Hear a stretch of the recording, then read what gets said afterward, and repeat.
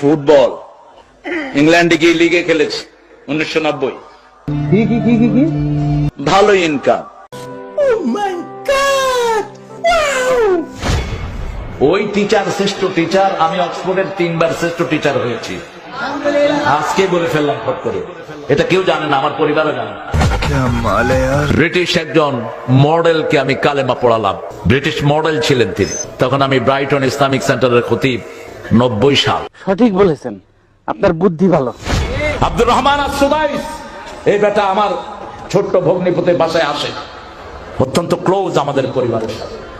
তিনাকে জিজ্ঞেস করা হলো লাইলাতুল কদরে আপনি কত পান? বলছে 27 আর রাতের জন্য আমি পাই বাংলাদেশি টাকার 100 কোটি টাকা। তোরে কইছে তুই বেশি জানোস। ঢাকার চ্যাম্পিয়নশিপ পুরস্কারও আছে আমার ব্যাডমিন্টনে। আসো খেলবো, খেলা হবে, খেলা হবে। আমরা হুজুরকে আনবো ইনশাআল্লাহ। আমরা হেলিকপ্টার ঠিক করছি, এটা ঠিক করছি, সেটা ঠিক করছি। আমি হেলিকপ্টারে উঠতে চাই না, কারণ হেলিকপ্টারতে বেশি দ্রুতগামী রকেটে আমি চড়েছি অনেকবার। দুনিয়ার সবচেয়ে বড় পয়সালা বেলগ্রেড আইফোনের মালিক দেখা হয়েছে আমার সাথে।